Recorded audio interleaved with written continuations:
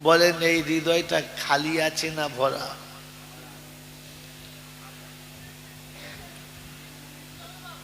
এখানে কে কে ঢুকে আছে? এর ভিতরে কে কে ঢুকে আছে? এর ভিতরে প্রথম ঢুকে আছে বিবি বাচ্চার ভালোবাসা, দ্বিতীয় ঢুকে আছে পৃথিবীর রঙিন যত রকমের যা কিছু আছে, তৃতীয় ঢুকে কে আছে মিথ্যা, আর কে ঢুকে আছে সুদ, আর কে ঢুকে আছে বলো নাফরমানি, আর কে ঢুকে আছে বলো এর ভিতরে সুন্নতের যত রকমের খেলাফ আমল। এই আবর্জনাতে ভর্তি দিলটাতে বক্তা যত ভালো করে কোরআন হাদিস বলুক, ওখানে হয়তো ঢুকবে, কাজে লাগবে না। কাজে লাগবে যদি বলে না। বলে আল্লাহ আছে, এটা আমরা সবাই জানি, হ্যাঁ না না বলে সব জায়গায় আছে না কোনো এক জায়গায় আছে? যদি বলে সব জায়গায়। অতএব আমি যেখানেই থাকি আমার সাথে কেউ না থাকলে কে আছে? আল্লাহ আছে, এটা বিশ্বাস। ভাই কথা আগে বলেছি, বুঝবেন, বুঝে তবে হ্যাঁ না বলবেন।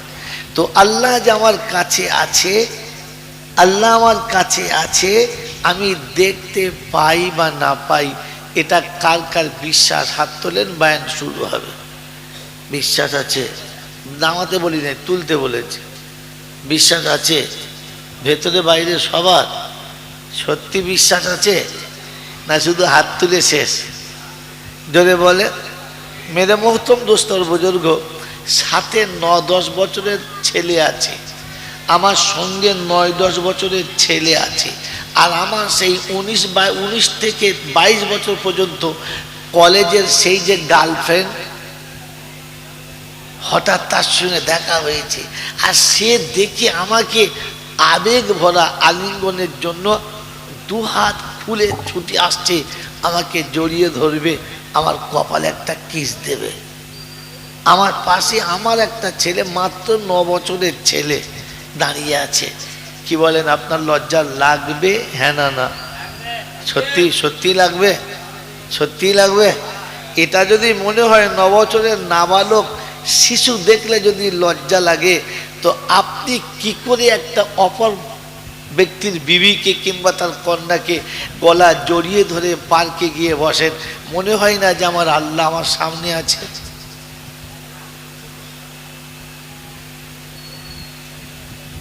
কোন লজ্জায় গিয়ে বসেন? কি করে তার সাথে বসে নিরালায় কথা বলেন? আপনার মনে হয় না যে আমার পাশে আমার আল্লাহ আমাকে দেখছে? আপনি যে বললেন আমি বিশ্বাস করি আল্লাহ আমাকে দেখছে। মেরে মুমতম দোস্তর বুজুর্গ, সারা জীবন এই মিথ্যার প্রাসাদে বসে আর সত্যবাদীর গুলিয়া ওড়ালে পৃথিবীর কেউ শুনবে? আমি বলেছি পাত্রে মাল নেওয়া যাবে, ব্যবহারের গ্রহণযোগ্য হবে না, ব্যবহার করার যোগ্য থাকবে। জোরে বলে, আরো জোরে বলেন না। মেরে মহতম দোস্তর বুজুর্গ, হযরতে ওমরে ফারুক রাদিয়াল্লাহু আনহুর জামানাতে এক বৃদ্ধা মহিলা সন্ধ্যাবেলা কর্মের শেষে কর্মস্থল থেকে বাড়ি ফিরছিলেন। সন্ধ্যায় ঘরে প্রদীপ জ্বালার মতো কোনো তেল ছিল না, প্রদীপে দেওয়ার মতো কোনো অবশিষ্ট তেল ছিল না, তাই তিনি একটু তেল নিয়ে বাড়ি ফিরছিলেন। হঠাৎ রাস্তায় যেতে যেতে একটু হাওয়াটা জোর চলেছে, আর তেলের পিয়ালাটা হাত থেকে পড়ে গেছে, আর শুকনো জমিনে পড়তে দেরি তেলটা ওখানেই শুকিয়ে গেছে। তেলটা ওখানেই শুকিয়ে গেছে, চেষ্টা করেছে তেলটা তুলতে পারে নাই। ওখান থেকে পিয়ালা হাতে করে সোজা এসে আমিরুল মুমিনিন ওমরে ফারুকের দরবারে এসে শিকায়েত করলেন, কেস করে দিলেন, তার বিপক্ষে মামলা করলেন। আমিরুল মুমিনিন, আমি বৃদ্ধা, আমি অসহায়, আমি দরিদ্র গরিব, সারাদিনের মেহনতের পরে একটু তেল নিয়ে বাড়ি ফিরছিলাম প্রদীপ জ্বালবো বলে, যে তেলটা না নিয়ে গেলে আমার ঘরে প্রদীপ জ্বলবে না, কিন্তু জোর হাওয়ার কারণে হাত থেকে তেলের পেয়ালা পড়ে গেছে, আর মাটি সেটা শেষ করে দিয়েছে, আমার তেলের ব্যবস্থা করুন। আমিরুল মুমিনিন খাজানজিকে বললেন, আমিরুল মুমিনিন খাজানজিকে বললেন, বুড়ি মায়ের তেলের পেয়ালাটা নিয়ে নাও, আর গনিমতের মাল থেকে যতটা তেল ওনার চলে গেছে অতটা তেলের ব্যবস্থা করে দাও। খাজানজি তেলের পেয়ালা নিয়ে যাবে তো বৃদ্ধা মহিলা বলছেন, আমিরুল মুমিনিন আপনি কোথা থেকে তেলটা দিচ্ছেন, কোথাকার তেল?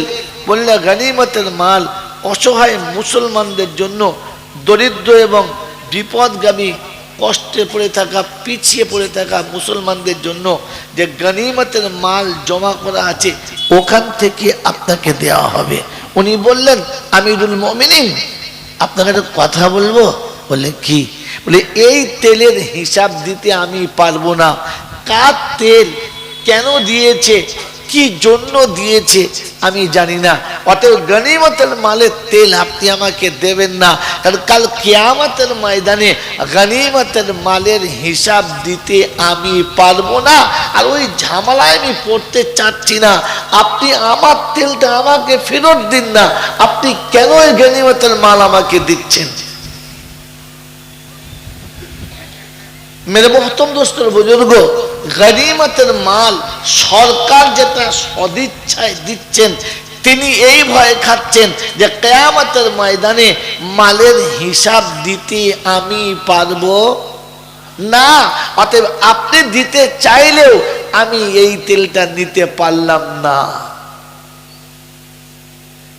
এটা একজন মুসলমান মায়ের নমুনা, যিনি বিধবা, যিনি অসহায়, যিনি দরিদ্র, সারাদিনের মেহনত করে এসে দুটো কামিয়ে খায়, তাকে সরকার একটু তেল দিচ্ছে, তিনি নেবেন না এই ভয়ে যে কিয়ামতে তাকে হিসাব দিতে হবে। কথা বুঝে এসেছে? আর আপনারা আমার দেশের মা চকচকে শাড়ি পরে, সুন্দর করে মাথা ঝেড়ে, কপালে একটা টিপ ঝেড়ে, পেট ফাঁক করে দিয়ে, পিঠটা হালকা খুলে দিয়ে, সোজা করে বন্ধনে লোন আনছে। ও একবারও ভাবে নাই যে জাহান্নামে কোনো শালা যাবে না, প্রথমেই আমাকে ভরবে আর তারপর যাদের খাওয়াচ্ছি ওদেরকে ভরবে। ওর একবারও মনে হয় নাই আমি এই হারাম আর শুয়োরের পায়খানাটা আমার স্বামীকে তুলে খাওয়াবো কি করে, আমার নিজের বাচ্চাকে খাওয়াই কি করে, আর জাহান্নামী আমি হই কি করে, আর ওদের বানাই কি করে, কি জবাব দেবো? ওর মাথায় আছে? বরং হাসি মনে নিয়ে আসছে, আরে খোদার খাসিটা বিড়ি খাচ্ছে, বলছে যা আজ বৃহস্পতিবার টাকা দেবে, যা। ও বিড়ি খাচ্ছে আর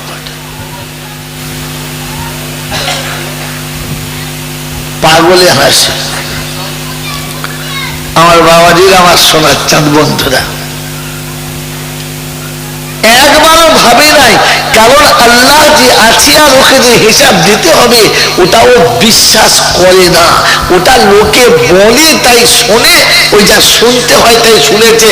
জলসায় বক্তারা বলার কথা বলেছে, ওরা টাকা দিয়ে জলসা দিয়েছে, শোনার কথা শুনেছে। ওর যদি মনে হতো যে আমাকে হিসাব দিতে হবে, তাহলে স্বামীকে বলতো, স্বামী উপোস থাকতে পারি, পেটে আঁচল বাঁধতে পারি, বাচ্চাদেরকে পানি পান করাতে পারি, কিন্তু এই সুদের টাকা আমি এনে খাওয়াতে পারবো না।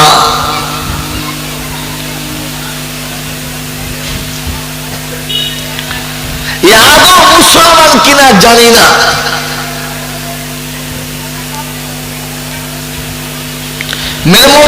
বুজুর্গ, আদৌ যে এগুলো মুসলমান কিনা জানি না। কারণ বিয়ের দিনেতে শুধু মৌলভী সাহেব জোর করে কলমা পড়িয়ে দিয়েছে, তাই দুবার কলমা পড়েছে, তা না হলে সদিচ্ছায় কলমা কোনদিন পড়েছে কিনা এইটাও বলা যাবে না। মুসলমানের প্রোডাকশন এটা ঠিক, যার প্রোডাকশনে ও তৈরি হয়েছে তাকে জিজ্ঞাসা করো, তুমি মাঠে লাঙল দেওয়ার সময়তে বিসমিল্লাহ বলে লাঙলটা ধরেছিলে কিনা? হাসছো? ছি ছি ছি, এরপরেও হাসছো?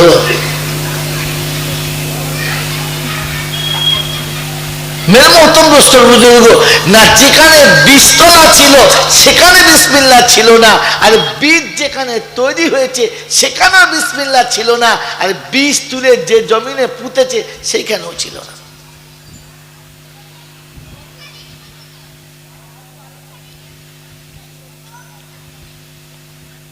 হয়তো জীবনে দুবার পড়েছে। কবার? আমি আগে বলেছি বাচ্চারা কথা বলবি না, ওটা তোর দোষ নয়, গাছের দোষ।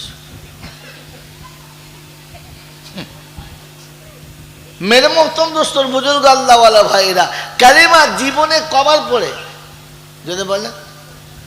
একবার, একবার কি ঝোঁকে পড়ে, আর একবার বিপদে পড়ে। কলমা কবার পড়ে যদি বলে না? কবার পড়ে বলেছি? মুখ বন্ধ হয়ে গেছে, অত বড় লোক হাসছে তাও মুখ খোলে। তার মানে মাল একবার জং খাওয়া মা, পালিশ করেও যে কাজ হবে সে কল নাই। মোহতম দোস্তর বুজুর্গ যেদিন বিয়ে করতে গেছে ঝোঁকে পড়ে কলমা পড়ে দিয়েছে, লা ইলাহা ইল্লাল্লাহ, লা ইলাহা ইল্লাল্লাহ, বাস। আর একবার বিপদে পড়ে যখন আনটান করছে, সারা এবার মরবি, ফেরেশতা বলছে হ্যাঁ এবার মাল হাফ হাফ করছে, যাবে এবার। আর তো সারা জীবন কলমা যে ইচ্ছা করে পড়েছে, এর কোন দলিল আছে তো বুঝতে পারা যায়? মেরে মোহতম দোস্তর বুজুর্গ আল্লাহওয়ালা ভাইরা, এই জন্য জলসা হবে, দামি দামি বক্তা আসবে, কথা খুব সুন্দর সুন্দর হবে, কিন্তু কাজ হবে না। কারণ কোরআন হাদিস তো সুন্দর ছিল, পাত্রটা গ্রহণযোগ্য ছিল না বলে মধুটা পান করার যোগ্য রইল না। জলসা হচ্ছে, জলসা। কি হচ্ছে না যদি বলে? জলসা, যেখানে কোরআন ও হাদিসের কথা হবে, আখিরাতের কথা হবে, জাহান্নাম থেকে বাঁচার কথা হবে। এজন্য বিশেষ করে ওলামাদেরকে ডেকেছেন, এলাকায় যাদেরকে আল্লাহ পাক কথা বলার মতো ক্ষমতা দিচ্ছে তাদেরকে ডাকা হয়েছে।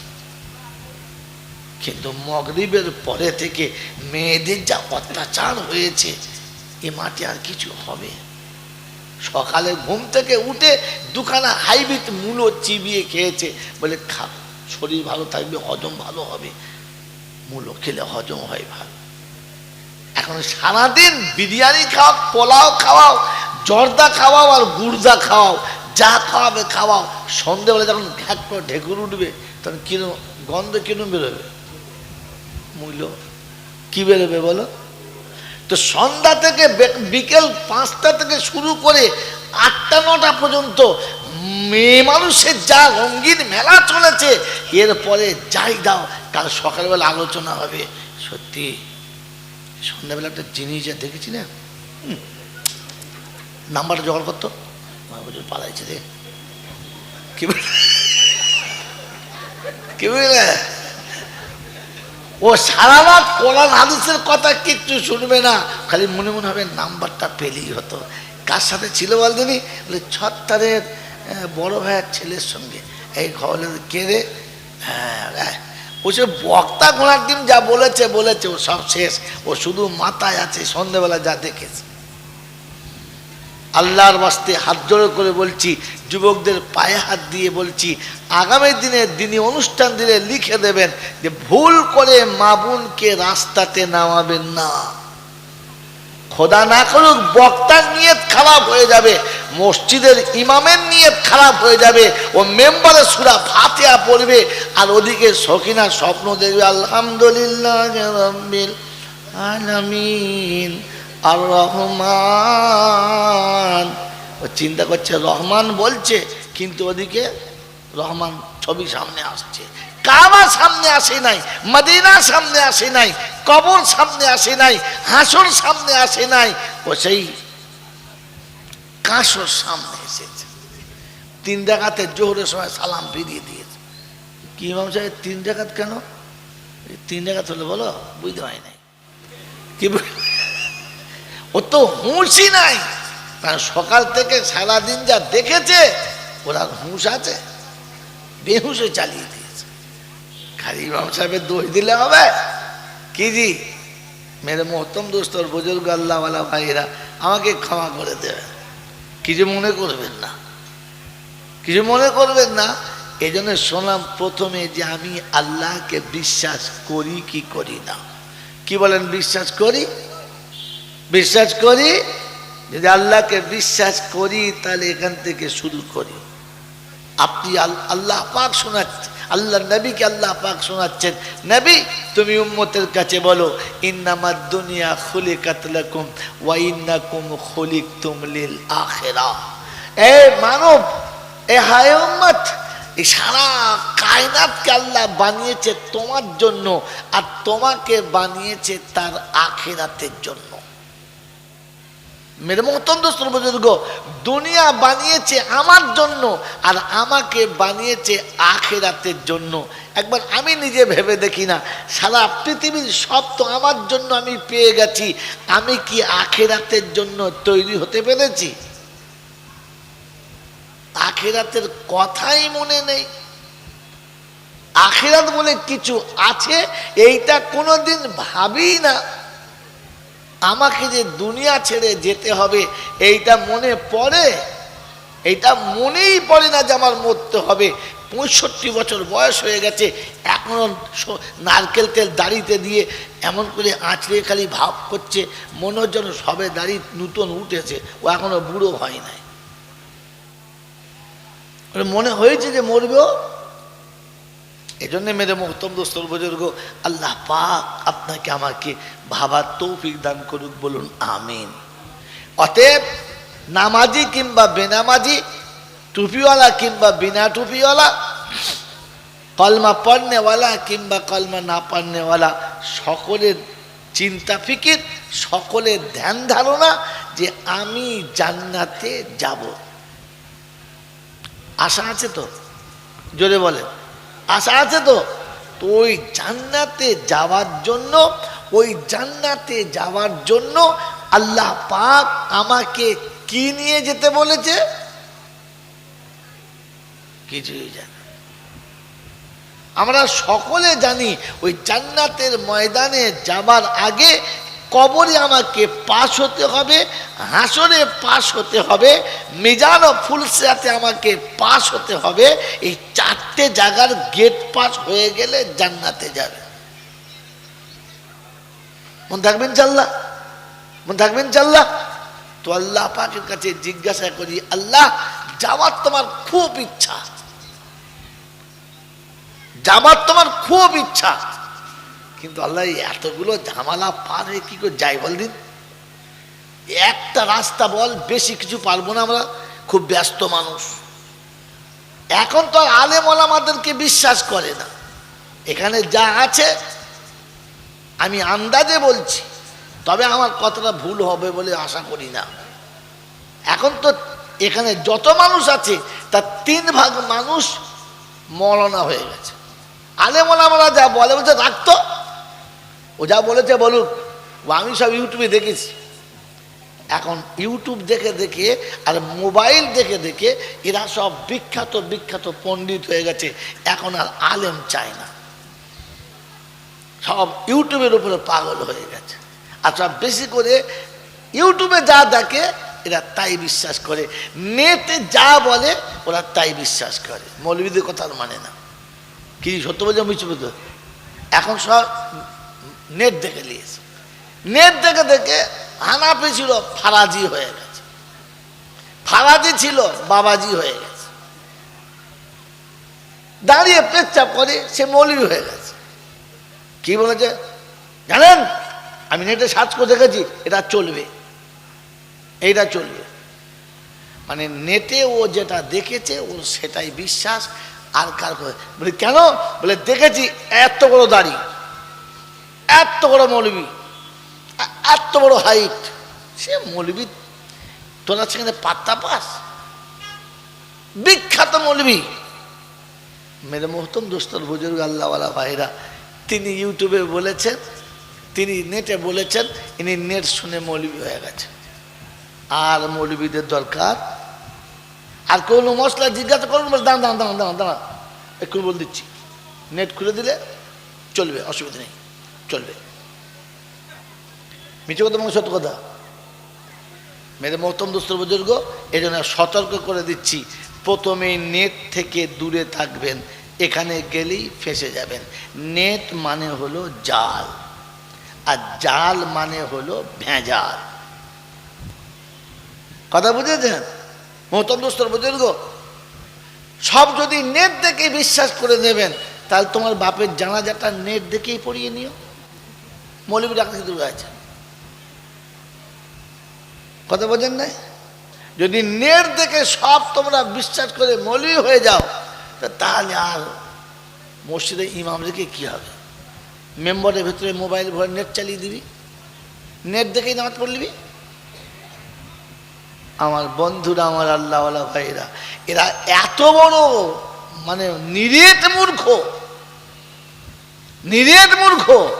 এ মূর্খের মূর্খামোর শেষ নেই। নেট দেখে আলেমের বিচার করছে, উনি বিখ্যাত আলেম, উনি বিখ্যাত আলেম, তিনি বিখ্যাত আলেম। ঠিক আছে, গেলে ওই মৌলবীর কাছে যাও, গেলে ওই মৌলবীর কাছে যাও। এই বাবা, এই খালি উঠে বস করে কেন? বসো বসো।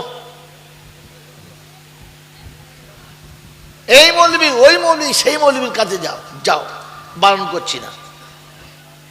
একটা কথা শুনে নাও,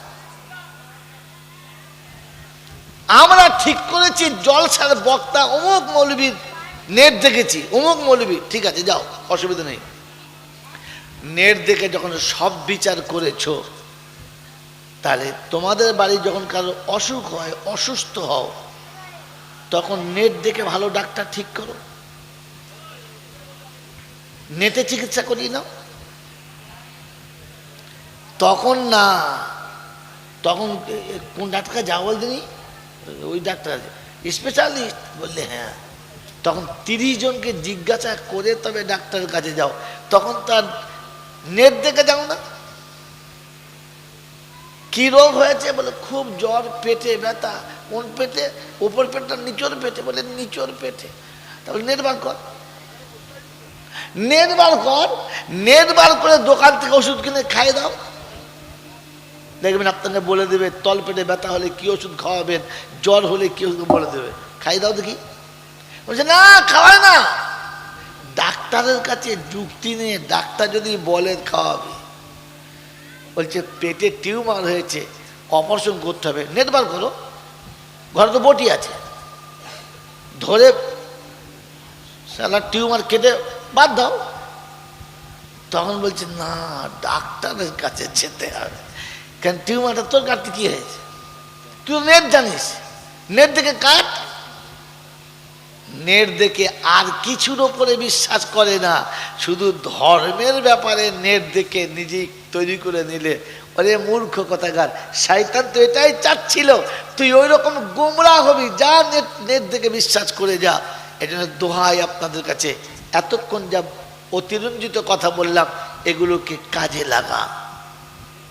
আল্লাহ পাকের কাছে জিজ্ঞাসা করেন, আল্লাহ পাকের কাছে জিজ্ঞাসা করেন যে আল্লাহ, আমি যদি জাহান্নাম থেকে বাঁচতে চাই আর জাহান্নামে যেতে চাই, তো তাহলে আমার রাস্তাটা সহজ করে বলে দেন, আমি যেন ভুল পথে না যাই। তো আল্লাহ নবী বললেন, কোন আলিমান, তোমরা প্রথমে আলিম হও, তোমরা প্রথমে আলেম হও। আও মুতাআল্লিমান, তা না হলে তালিবে ইলম হও। আর যদি আলেম ও তালিবে ইলম না হতে পারো, তাহলে এরা যা বলে তা মেনে নাও। আর যদি মেনে নিতেও কষ্ট হয়, তো তাহলে মেনে নেওয়া সহজ হওয়ার জন্য তোমরা এই দুটো দলের মানুষের সঙ্গে ভালোবাসা রাখো, তাহলে বাঁচার রাস্তা পেয়ে যাবে। মোহতরম দোস্তর বুজুর্গ আল্লাহওয়ালা ভাইরা, জ্ঞানীজনরা, সুধী মানুষেরা, আলেম তো হতে পারলাম না, তালিবে ইলম হতে পারলাম না, আলেম ওলামারা যা বলেছে তা তো মানলামই না, তো কমপক্ষে এদের সঙ্গে একটু ভালোবাসা রাখার চেষ্টা করি, হয়তো আল্লাহ পার করে দিতে পারে। কি বলেন জি? ফালা তাকুন খামিসা ফাতাহলিক, পঞ্চম দলে যাবে না, তাহলে কিন্তু ধ্বংস অনিবার্য। কি বলেন জি? এদের সঙ্গে ভালোবাসা রাখবেন ইনশাআল্লাহ, জোরে বলে রাখবেন ইনশাআল্লাহ, আলেমদের সাথে থাকবেন ইনশাআল্লাহ। কি বলে দেখো, খালি জোর করে বলছি ইনশাআল্লাহ, ভেবে বলছো তো? আলেমদের সাথে থাকবেন না আলেম আপনার সাথে রাখবেন, কোনটা? এই বাবা, এই বাবা, এই বাবা, এই চলো সারি যাও, সরে যাও। আলেমদের সাথে থাকবেন না আলেমরা আপনাদের সাথে থাকবে? কোনটা? ঘুরিয়ে বলেন, চট করে বলেন। আলেমদের সাথে থাকবো। আলেমদের সাথে থাকলে আলেমের ইচ্ছায় আপনাকে চলতে হবে, আর আলেম আপনার সাথে থাকলে আলেমকে আপনার ইচ্ছায় চলতে হবে। বলেন, এখন আমরা আলেমদেরকে আমার ইচ্ছায় চালাই না আলেমের ইচ্ছায় আমি চলি? কোনটা? এই কথা বলেন, আলেমের ইচ্ছায় আমি চলি না আমার ইচ্ছায় আলেম চলে? জোরে বলেন ভাই, কথা বলেন, চুপচাপ কেন? আলেমদের ইচ্ছার উপরে আমি চলি না আলেমরা আমাদের ইচ্ছায় চলে? কোনটা? আলেমরা আমাদের ইচ্ছায় চলে। এই জন্য দেখবেন মৌলচাপদের দাড়ি ছোট হয়ে গেছে, ওরা দেখছে আর খানিক বাদে ছেঁটে দিলেই হয়। মৌলচাপরা মাথায় টুপি দিয়ে পথ চলতে এখন লজ্জা করছে, খুলে নিলে আসরের পরে একটু খুলে নিয়েছি, আসর পরে খুলতে খুলতে জোহরের পরেও খুলছে, ফজরের পরেও খুলছে। আলেমদের জামার নিচের থেকে উঠতে হাঁটুর ওপর পর্যন্ত চলে এসেছে, আর খানি ঘড়ি কাঁচা মারলো বলে। কারণ আলেমদেরকে আপনাদের ইচ্ছার উপরে চলতে হচ্ছে। তার নমুনা বলে দেবো? কি বলেন জি? বলে বাবা, এই এই চলে, এই চুপ করে বল না, বাড়ি যাও। আলেমদেরকে আপনাদের ইচ্ছার উপরে চলতে হচ্ছে। মসজিদের ইমাম দুটো কথা বলবে তো সে মোতোয়ালির দিকে তাকিয়ে বলতে হবে, মুসল্লির দিকে ভেবে বলতে হবে। হ্যাঁ না বলেন? যদি কোনো মুসল্লির গায়ে লেগে যায় তাহলে শালা নেমে আয়, তারপর তোর ব্যবস্থা করছি, তোর ভাত তুলে তবে ছাড়ব। হ্যাঁ না বলেন? সমাজের কোন আলেম কথা বলবে, মিলাদে কথা বলবে তো বাড়িওয়ালার দিকে তাকিয়ে বলতে হবে। জলসার বক্তা বক্তৃতা করবে তো সভাপতির দিকে তাকিয়ে বলতে হবে। যা বলতে বলবে ওটা বলতে হবে, তার বাইরে বলা যাবে না। হুজুর, আপনি তো হুজুরের দলের না, হুজুর তো আপনার দলে। কথা বুঝতে পারেন না আমার বাবাজিরা, সোনারা, লালেরা? এতে সমাজ অধঃপতনে যাবে, এতে জাতি ধ্বংসের পথে যাবে। আল্লাহ আমাদেরকে ভুল বুঝে, নিজের ভুল বুঝে ফিরে যাবার তৌফিক দান করুক, বলুন আমিন। যতক্ষণ মানুষ তার নিজের ভুল বুঝতে পারবে না ততক্ষণ তার দ্বারায় তওবা করা সম্ভব না। তওবা করা, যদি বলেন তওবা করা সম্ভব না। এই জন্য বলা হয়েছে বেদাতীদের, মুশরিকদের মরণের সময় কলমা নসিব হবে না, ওদের তওবাও কবুল হবে না। মেরে মোহতরম দোস্তর বুজুর্গ, আল্লাহওয়ালা ভাইয়েরা, জ্ঞানীজনরা, সুধী মানুষেরা, আমি আর আপনি ভাবি আর ভেবে পথ চলার চেষ্টা করি, করবেন ইনশাআল্লাহ। মানুষ ভুল না বুঝতে পারলে তওবা করে না, তার একটা ছোট্ট নমুনা বলে নিই, এখান থেকেই শুরু করি, আর ব্যাকের দিকে যাব না, ওটা অনেকটা লম্বা হয়ে যাবে। আর এমনিতে আমি আজকে মানসিক একটু চাপে আছি। তোর নাম নিয়ে দেন না ফ্যানটা। এ বাবা, এই বাবা, এই বাবা, তুই এখানে বসে মোবাইল দেখছিস, তোর কপালে কষ্ট রে, এটা একটু নামিয়ে দে, তুই নামিয়ে দে, হাওয়াটা এত নেবো না, আপনার হাওয়াটা ঘুরিয়ে দেয় আপনার দিকে, আপনার দিকে ঘুরিয়ে। হ্যাঁ, নামান নামান নামান নামান নামান নামান নামান নামান, বাস থাক। মোহতরম দোস্তর বুজুর্গ, শুনে নেন, প্রথমে একটা গল্প শুনে নেন। আর আপনার আমার ধারণা, এই জামানায়, এই যুগে, এই ঝড় ঝামেলায় কত দিন ধর্মের কথা ঠিক মানা যাবে না। ও বলছে, ওরা বলছে বটে ঠিকই, কিন্তু মানা সম্ভব না। বন্ধু, ওয়াকিয়াটা মনে রেখে দিই, ভুল কি করে বুঝতে হয়। আমাদের দেশে একজন বাদশাহ চলে গেছে, তার নাম সবাই জানে, সম্রাট শাহজাহান। নাম জানি না, জানে না কি জানি আমরা সকলে তো। সম্রাট শাহজাহানের প্রথম দুটো পুত্র একেবারে মাতাল, লম্পট, একেবারে সমাজে নেওয়ার মতো নয়। তৃতীয় নম্বর পুত্রটা হলো খুবই সুন্দর, সুশ্রী, মেধাশক্তি ভালো, খুব বুদ্ধিমান, খুব জ্ঞানী। এই ছেলেটি বাপের খুব পেয়ারা। সম্রাট শাহজাহান দেখলেন এইটাকে আমার আখিরাতের সম্পদ হিসেবে তুলে রাখতে হবে। কথা মনে রাখবেন, আমি ব্যাকে আসবো।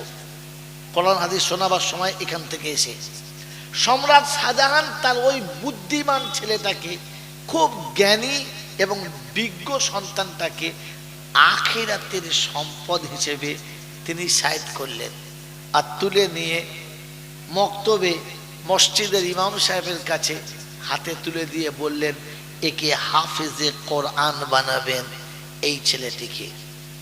তিনি হাফেজে কোরআন বানাতে দিলেন। এখান থেকে নোক্তা ব্যাক নেন।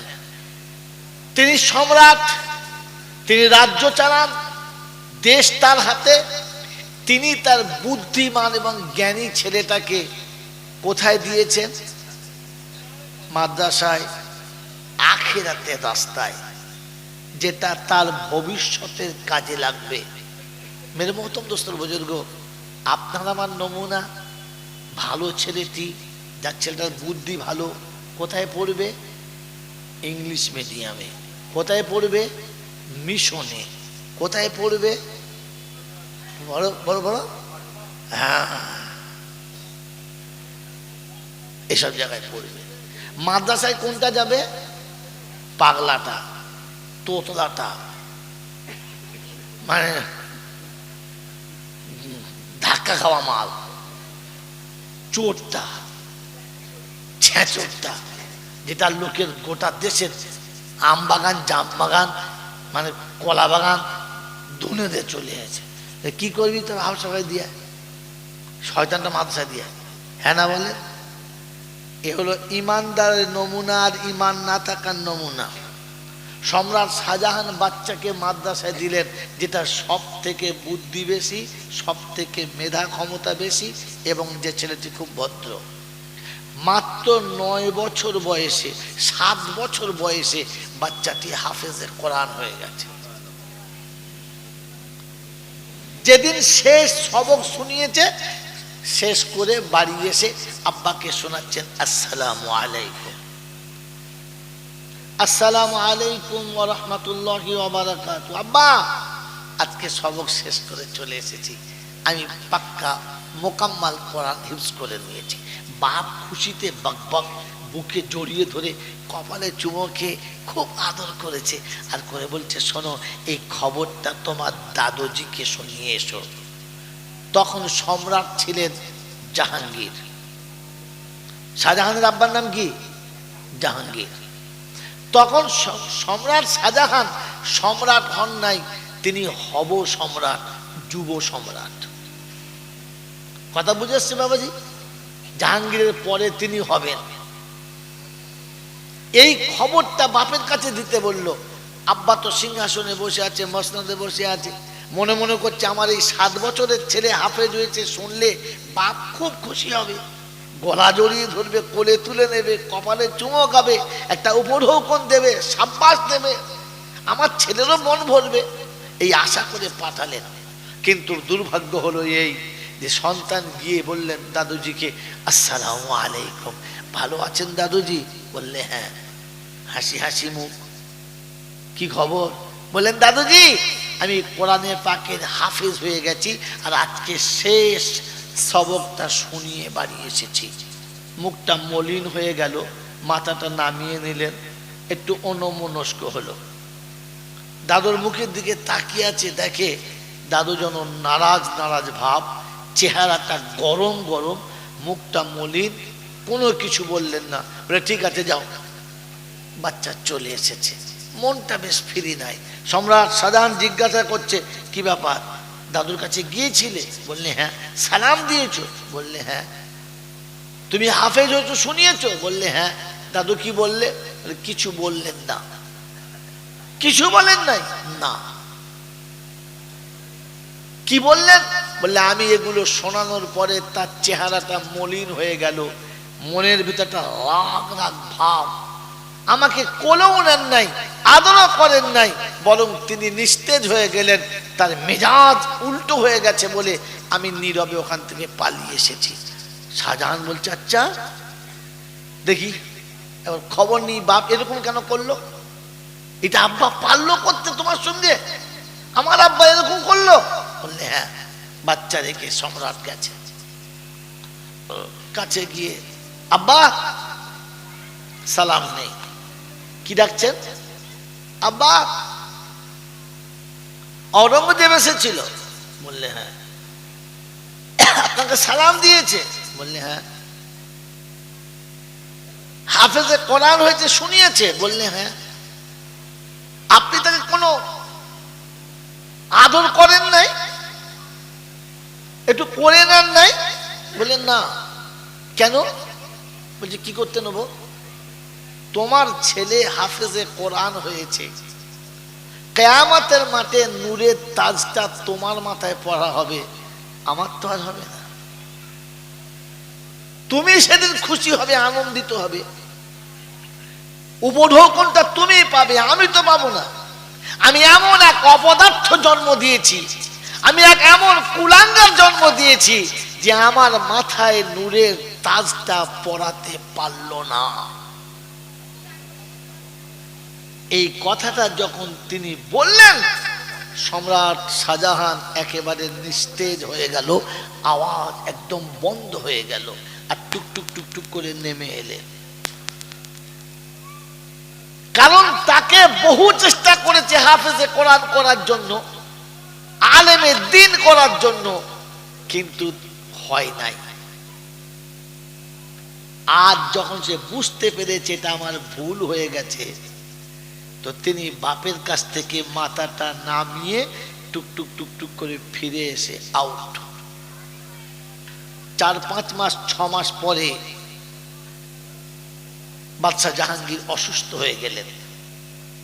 আর অসুস্থ এতটা হয়ে গেলেন যে শরীরের আর ফিরে আসার মতো, রিকভারি করার মতো কোনো জায়গা পাচ্ছে না। ডাক্তাররা, কবিরাজরা একরকম জবাব দিয়ে দিলেন যে উনি আর ফিরবেন না, অতএব সবার সঙ্গে সাক্ষাৎ করে নেন, কথাবার্তা যা বলার বলে নেন। দেশ জুড়ে মানুষ দলে দলে আসে, দেখা করে, পাশে বসে ভালো মন্দ খবর নেয়, গায়ে মাথায় হাত বুলায়, উপঢৌকন আনে অসুস্থ মানুষের জন্য, সবাই আসে। কিন্তু বাদশাহ জাহাঙ্গীর খুব খেয়াল করে দেখেছে শাহজাহান আসে নাই। একটা সময় তিনি খুব ভেঙে পড়লেন। যদিও একটু সুস্থ ছিল ভিতরে, সেটা অসুস্থ হয়ে গেল। হায় রে নসিব, একমাত্র সন্তান আমার শাহজাহান আজও দেখা করতে এলো না। আমি এইরকম অবস্থায়, দুনিয়ার মানুষ আমাকে প্রতিদিন লাইন দিয়ে দেখা করে যাচ্ছে, আমার কপাল, আমার বাচ্চা আমার দেখা করতে আসে নাই।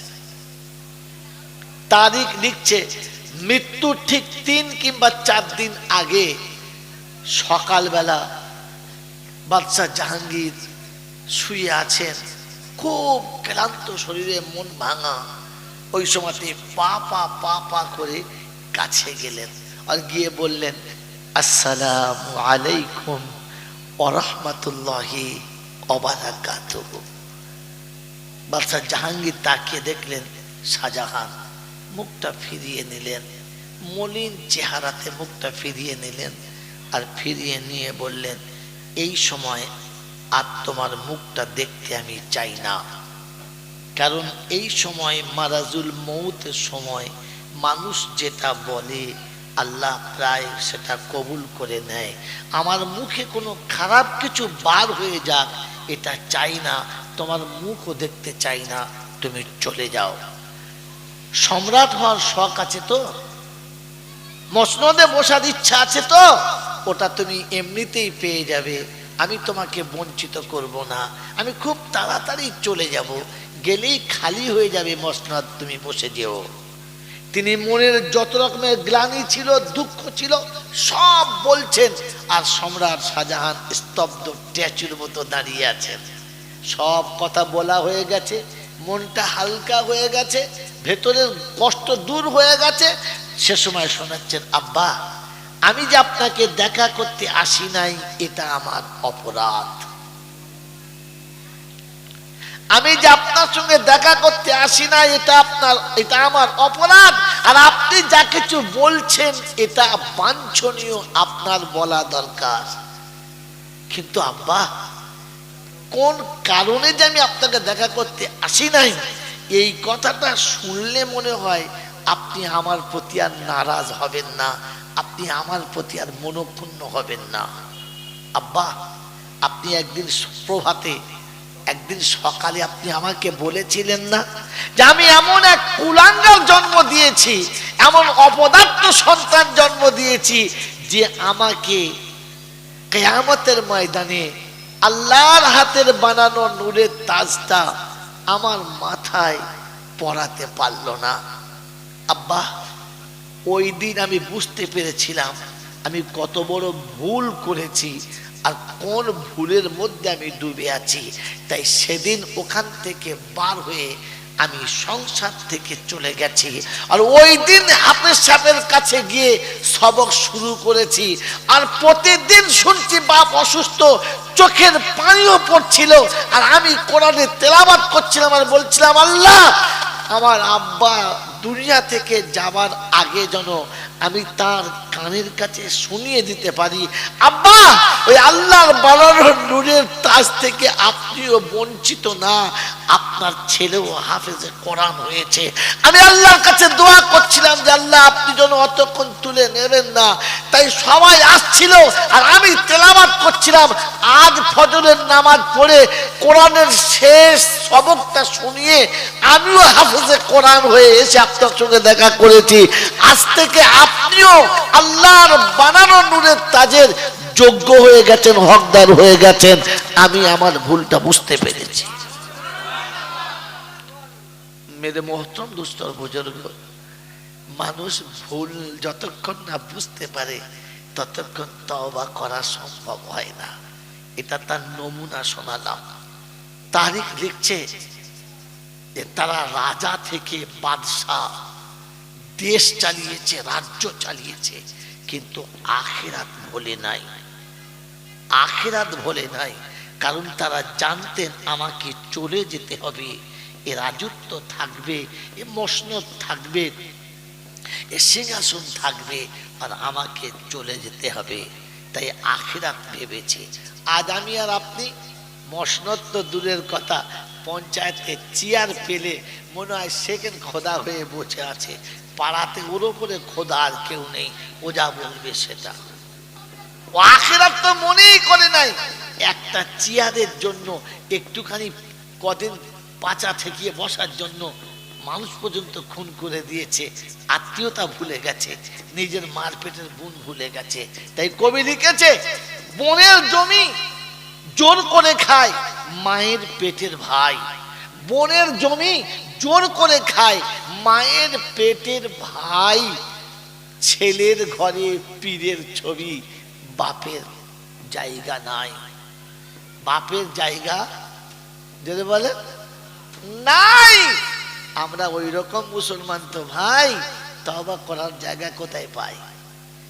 ভাবেন আমি আর আপনি বসে এজন্য কোরআন শোনাচ্ছেন। আমি আপনাকে শুনিয়েছি যে আল্লাহ দয়া করে, করুণা করে মুসলমানের ছেলে তো বানিয়ে দিয়েছেন, মুসলমানের ছেলের জন্য কিচ্ছু দেন নাই।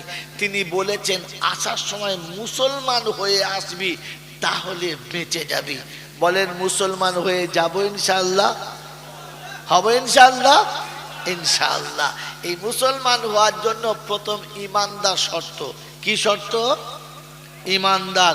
বলেন ইমান, ইমানদার বা ইমানওয়ালা হব ইনশাআল্লাহ, হবে ইনশাআল্লাহ। না আগে থেকে আছি? মানে আগে থেকে ইমানওয়ালা নাই, এবার থেকে হবে ইনশাআল্লাহ, হবে ইনশাআল্লাহ। কতটা মাপ কাটি? ফাইন আমানু বিমিসলি মা আমানতুম বিহি ফাকাদ ইহতাদা। প্রথম পারার শেষ পৃষ্ঠারে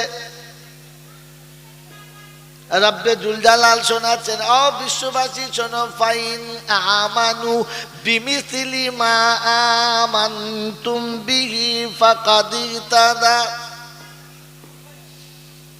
যদি তোমরা ইমানদার হতে চাও, আমার কাছে ইমানের ফসল পেতে চাও, আমার রাসূলের কাছে ইমানের ফসল পেতে চাও, ও মুসলমান তোমাকে শোনাচ্ছি, ফাইন আমানু বিমিসলি মা আমানতুম বিহি ফাকাদ ইহতাদা।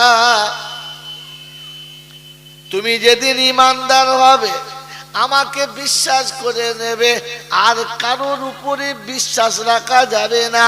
আমাকে যেদিন ভালোবাসবে, কারো ভালোবাসা আমার থেকে বেশি হলে হবে না। আমার ইচ্ছা যখন তোমার ইচ্ছার উপরে জুড়ে যাবে, মান কানা লিল্লাহি কানাল্লাহু লাহু, তুমি যখন আমার হয়ে যাবে, আমি তখন তোমার হয়ে যাব। মুসলমানের ছেলে, ঈমান যদি আনতে হয় আমার হাবিবের সাহাবাদের মতো ঈমান আনো। ওটা হলো হিদায়াতের মাপকাঠি। যেদিন কালমা পড়ে নিয়েছে, শাহাদাতুল কালমা পড়ে নিয়েছে, আর শুনিয়ে দিচ্ছে আশহাদু আল্লা ইলাহা ইল্লাল্লাহু ওয়া আশহাদু আন্না মুহাম্মাদান আবদুহু ওয়া রাসূলুহু। আল্লাহ নবী সাহাবীরা যেদিন ঈমানের কালেমা পড়ে নিয়েছে, মা কি বলেছে দেখে নাই, আব্বা কোন পথে আছে দেখে নাই, দুনিয়া কোন রাস্তায় যাচ্ছে দেখে নাই, পৃথিবীর স্রোত কোন দিকে বইছে দেখে নাই। মনে হয়েছে রব্বানা, তোমাকে রব বলে যখন স্বীকার করেছি, আর কোন জায়গাতে মাথা নামাবো না, আর কারো কাছে গিয়ে নিজের দুঃখের কথা বলবো না, আর কারো কাছে গিয়ে নিজের চোখের পানিটা ফেলবো না। কারো পাশে বসে, কারো সাথে থেকে আমি আল্লাহ তোমার সঙ্গে কাউকে শরীক করতে পারবো না।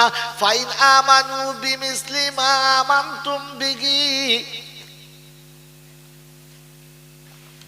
ঈমান যদি আনতে হয় ওদের মতো ঈমান নিয়ে এসো। গোটা পৃথিবী একদিকে চলে গেছে, কলেমাওয়ালা একদিকে চলে গেছে, হাসতে হাসতে সব ছেড়েছে, তবু কলেমা কোনোদিন ছাড়ে নাই, ঈমান কোনোদিন ছাড়ে নাই। মুসলমানের ছেলে, আল্লাহ তোমাকে পরীক্ষা নেব বলেছে, ওয়ালানাবুলুওয়ান্নাকুম বিশাইইম মিনাল খাউফি ওয়াল জু'i ওয়া নাকসিম মিনাল আমওয়ালি ওয়াল আনফুসি ওয়াস সামারাত ওয়া বাশশিরিস সাবিরিন আল্লাযীনা ইযা আসাবাতুহুম মুসিবা ক্বালু ইন্না লিল্লাহি ওয়া ইন্না ইলাইহি রাজিউন। রব্বুল জালাল বলে, ঈমানদার আমাকে বিশ্বাস করনেওয়ালা, আমি তোমাকে পাঁচটা জায়গাতে পরীক্ষা নেব। কখনো অভাব দেব, অনাটন দেব, কখনো দুশ্মনের সামনে ফেলে পরীক্ষা নেব, কখনো ফসল ভরা বৃক্ষগুলো দুনিয়া থেকে তুলে নেব, একেবারে পাকা ফসলটা শেষ করে দেব। আমি আল্লাহ পাক শুনিয়ে দিয়েছি, কখনো জানের কষ্ট দেব, কখনো মালের কষ্ট দেব। সব ঘটনা যখন ঘটে যাবে, মুমিন কোনোদিন আফসোস করবে না, ও একটাই কথা বলবে, ইন্না লিল্লাহি ওয়া ইন্না ইলাইহি রাজিউন। আল্লাহ তোমার হাতে সব গড়া, তোমার ইচ্ছা ছাড়া কিছু হয় না। যেটা তুমি চেয়েছো সেটাই ঠিক, আমার চাওয়াটা ঠিক ছিল না। আমি যেটা ধারণা করেছি ওইটার মধ্যে নিশ্চয়ই কোনো ভুল ছিল। তুমি আমাকে ভুল থেকে বাঁচিয়ে নিয়েছো, সঠিক পথে দাঁড় করিয়ে দিয়েছো। আমার আল্লাহওয়ালা ভাইরা, জ্ঞানীজনরা, সুধী মানুষেরা, কালেমার এই বিশ্বাসের উপরে যখন দাঁড়িয়ে গেছে, আল্লাহ নবী মক্কা ছেড়ে মদিনায় চলে গেছে।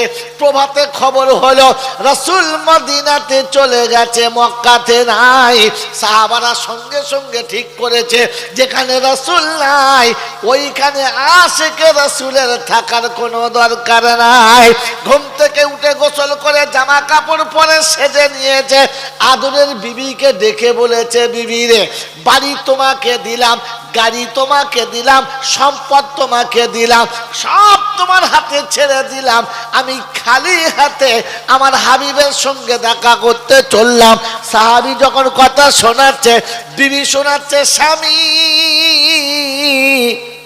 শব্দ বলে দিলে তুমি, এবার আমি শোনাচ্ছি, শুনে নাও। তুমি বললে কি, যেখানে নবী থাকে না আশিকে নবী সেখানে থাকে না, যেখানে রাসূল থাকে না সেখানে রাসূল থাকে না, যেখানে স্বামী থাকে না ওই জায়গাতে বিবি থাকতে পারে। পারে? জোরে বলেন, পারে? আমাদের বিবিরা কি দোয়া করছে, বাদ পড়া কেন মরে না? সুযোগ অনেকগুলো পেয়েছিলাম কাজে লাগাতে। এ পাড়ার মেয়েরা বলবে, আগে জানলে এ মৌলবীর খাবারে বিষ দিয়ে দিত। বাবাজিরা শোনার, ও ছিল বিবি, আর আমাদের যারা ঘরে আছে খালি বলছে কি দিবি, কি বুঝলে? খালি ঠেকিয়ে রাখলে রেহাই, আর একটু চোখের আড়ালে হলে মালা পাওয়ার কোনো গল্পই নাই। আবু সালমা রাদিয়াল্লাহু তাআলা শোনাচ্ছে, বিবি তবে তুমি কি করবে বলো? বললে, স্বামী গো, তুমিও যে পথের প্রতীক, আমিও সেই পথের প্রতীক হব। চলো দুজনে একসঙ্গে যাব। মক্কার সম্পদ মক্কাতেই থেকে যাক, ঈমান নামক সম্পদ নিয়ে চলো মদিনায় চলে যাওয়া যাক। উটের পিঠে স্বামী আর বিবি চেপেছে, বাচ্চা মাঝখানে চাপিয়ে চলেছে। মক্কাবাসী সেদিন দেখেছে আবু সালমা চলে যাবে, আটকানো যাবে না। কালেমার প্রদীপ নিয়ে চলেছে, অন্ধকার তাদের জীবনে নামবে না। ওই সময় আবু সালমার শ্বশুর বাড়ির লোকেরা এসে বলল, জামাই বাবা, তুমি তোমার ইচ্ছা মতো চলে যেতে পারো, বাধা দেবো না, তবে আমাদের মেয়েটিকে ভুল করে তোমার সাথে পাঠাবো না। পরীক্ষা চলছে, বিবি দিয়ে যাও।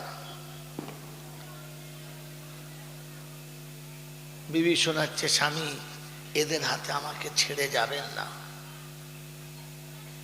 কিন্তু উনি দেখলেন আমি একা এদের সঙ্গে ঝামেলা করে পেরে উঠবো না, তাই বিবিকে আস্তে করে নামিয়ে দিয়ে বললেন, সবর করো, সময় আসবে আমি তোমার হাত ধরে নিয়ে যাব, ততক্ষণ সবর করো। বলেন, নিজের কচি বাচ্চার বিবিকে নামিয়ে দিয়ে যেতে বুকে ব্যথা লাগবে কি লাগবে না? যে বিবিকে ঘর বাড়ি টাকা করি সব দিয়েছিল, তবু বিবি সব কিছু ত্যাগ করে স্বামীর সঙ্গে যাচ্ছিল। এই বিবি তার স্বামীকে কত ভালোবাসে, দুজনের মধ্যে কত গভীর ভালোবাসা, কিন্তু আজ নিরুপায় হয়ে বিবি রেখে দিয়ে চলে যেতে হচ্ছে। আবু সালমার বাড়ির লোকেরা ছুটে এসেছে, এসে বলছে, বেয়াই দাঁড়া। বলে কি? বলে ঠিক আছে, আপনাদের মেয়ে আপনারা নেবেন, নিয়ে যান, কিন্তু আমাদের বাচ্চাটা তো দিয়ে যান, বাচ্চা তো আমাদের। কিরকম ফেরে পড়েছে দেখো, অদূরে দাঁড়িয়ে আছে, বিবি হাত ছাড়া। একটু পরেই দেখছে বিবির কাছ থেকে বাচ্চা ছাড়া। বিবি চিৎকার মেরে কাঁদছে, বলছে, দেখো দুধের ছেলে, এই মাত্র 6 মাস বয়স, বাচ্চা দুধ না পেলে মারা যাবে, আমার কাছে থাকতে দিন, আপনার বাচ্চা আমি আমানতে রাখবো। তো শোনাচ্ছে, শোনো, তোমাকেই যখন আমানতে পেলাম না, আমাদের কোনো ভরসা নাই, আমাদের বাচ্চা আমরা ঠিক বুঝে নেব, ওটা তোমাকে ভাবতে হবে না।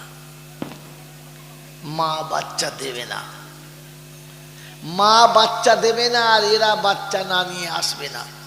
মায়ের কোলে বাচ্চা, হাতটা ধরেছে। বলেন, 6 মাসের বাচ্চার হাত খুব শক্ত না নরম? নরম হাত টিপে ধরেছে, জোর টেনেছে। বাচ্চার বুকের ভেতরে কড়কড় করে আওয়াজ হচ্ছে, মনে হচ্ছে হাড় ভেঙে যাবে। বাচ্চা চিৎকার মেরে উঠেছে। মা দেখেছে বাচ্চা শেষ পর্যন্ত ছিঁড়ে 2 টুকরো হয়ে যাবে, তার থেকে বেঁচে হাতে চলে গেছে।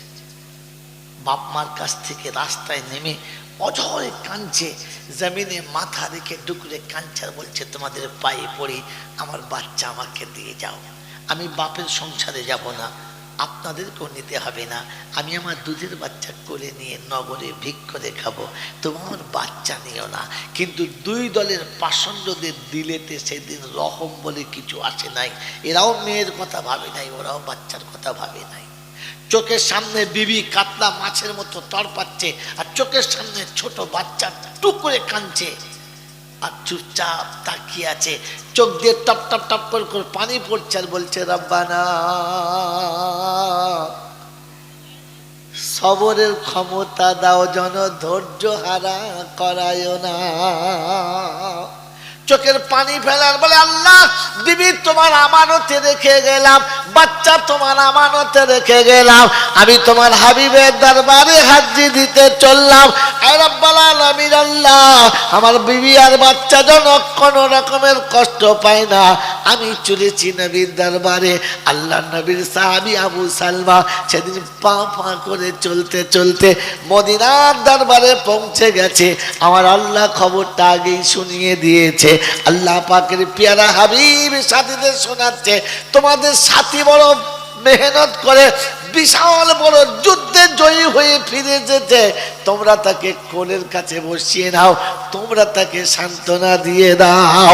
আমার বাপজিরা সোনার লালেরা জ্ঞানীজনরা শুধু মানুষেরা, আপনাকে বিবি ছেড়ে দিতে হবে না, বাচ্চা মাঝ মাঠে ছাড়তে হবে না, আপনাকে যুদ্ধের ময়দানে নামতে হবে না। কোরআন শোনাচ্ছে হাবিব তোমার উম্মত বড় নরম হবে, আমি ডাকলি শুধু আমার কাছে আসবে, দেশ ছেড়ে চলে যেতে হবে না, অট্টালিকা ত্যাগ করতে হবে না, রাজপ্রাসাদ ছেড়ে যেতে হবে না, সম্পত্তি ব্যাংক ব্যালেন্স ছাড়তে হবে না, শুধু ডাকবো ইয়া আইয়ুহাল্লাযীনা আমানু ইযা নুদিয়া লিস-সালাহ। ও ঈমানদারেরা আমি আল্লাহ যখন নামাজের জন্য ডাক দেব তখন চাষ থেকে উঠে আসবে, চাকরি থেকে উঠে আসবে, মিল ফ্যাক্টরি থেকে উঠে আসবে, কল কারখানা থেকে উঠে আসবে, অফিস আদালত থেকে উঠে আসবে, মনে হবে রব্বানা তোমার ডাকে সাড়া দিতে সাহাবী বিবিকে ছেড়েছে জন্মের মতো, আর কোনোদিন ফিরে পাবে না, বাচ্চা ছেড়েছে জন্মের মতো, আর কোনোদিন ফিরে পাবে না। আমি তো নামাজের পরে সব পাবো, কেউ ছাড়বে না। আমার আল্লাহ ডেকেছে যেতে হবে, এটা যদি মনে না পড়ে তুমি ইমানদার ইমানদার বলে যতই চিৎকার করো বন্ধু, এই ইমান তোমাকে বাঁচাবে কিনা জানি না। আর কোরআন আমানু বিমিসলিমা আমানতুম বিহি ফাকাদ ইহতাদা।